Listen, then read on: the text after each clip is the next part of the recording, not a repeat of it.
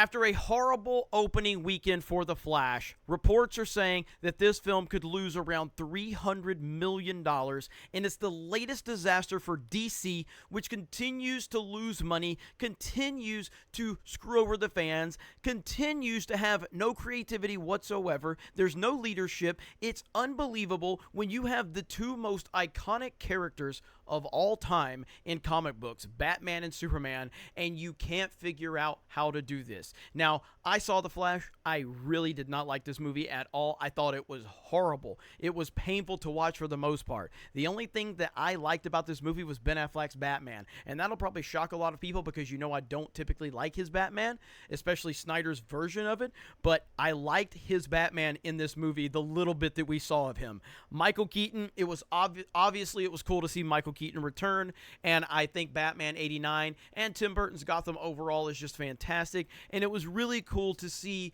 Michael Keaton back in the role. But I don't think that they really capitalized off of this at all. And in fact, they wasted him for the most part, is how I felt.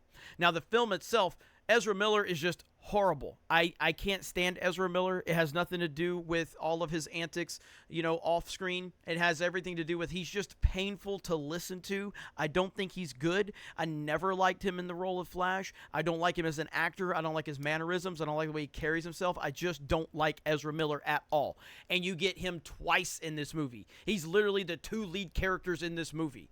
So the CG is obviously something that's been talked about a lot. That's really the least of my problems. Everything else about this movie was my problem. I really hated this movie. I actually despised this movie. I thought it was terrible. I don't know why anyone went to go see it in the first place. It was so bad. The only reason I went to see it is because we have to cover it here. This thing was terrible. But now it seems like most people are rejecting this movie, and people are sick and tired of Ezra Miller. But DC is struggling for a different reason than Disney. I don't think that DC is struggling due to wokeness and identity politics. Now, they've had some of that in there, no doubt about it. But it's not like Disney with Marvel and Pixar and Lucasfilm. All of those properties are struggling for identity politics purposes and wokeness and, of course, bad leadership as well. But with DC, it's like they just can't get out of their own way. And there's no vision, no leadership whatsoever, and it goes all the way back to James Gunn. So James Gunn is supposed to be taking over and basically leading DC into this all-new era. And what is the first move he makes? He fires Henry Cavill. And as I've said, that is the equivalent of Phil Jackson walking into the Chicago Bulls in the 80s and firing Michael Jordan. What the hell are you doing? Now, again, I understand James Gunn is starting out in a big hole that he didn't necessarily create with the DC Cinematic Universe and how much of a mess it is, but you did get rid of Henry Cavill. And in what planet is that acceptable? It shouldn't be acceptable at all. I don't like Snyder's universe. I don't like his take on the characters, but Henry Cavill's the perfect casting for Superman.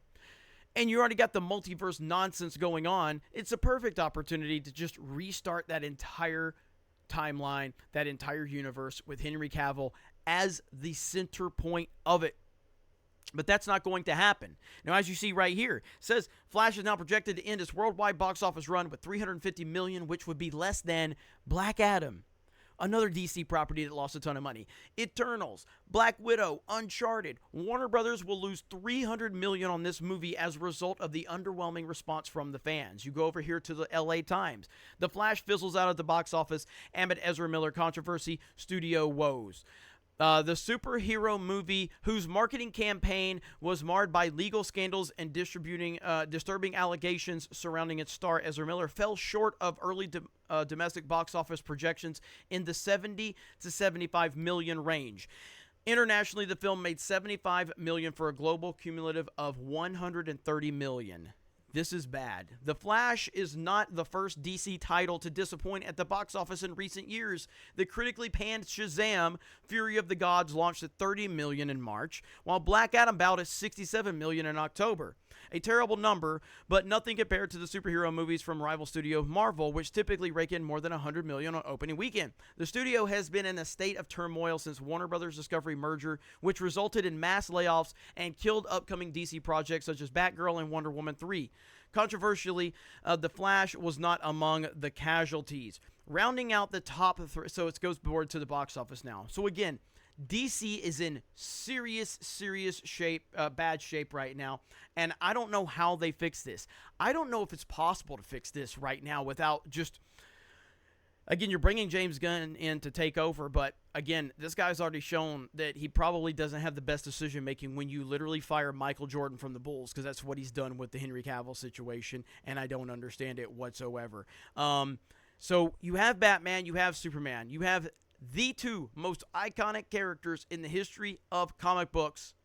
How are you going to lead this off? With Blue Beetle, apparently? Are you kidding me? And then Blue Beetle, they're calling Batman a fascist. What are you doing, DC? This makes no sense. It's part of your marketing. I don't care what the context is of that comment in Blue Beetle's trailer.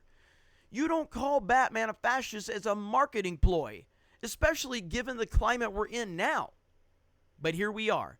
So I've lost most of my faith in what James Gunn can do based on the fact that he got rid of Henry Cavill and based on the fact that he's just starting out in such a massive hole right now. DC can't get out of its own way.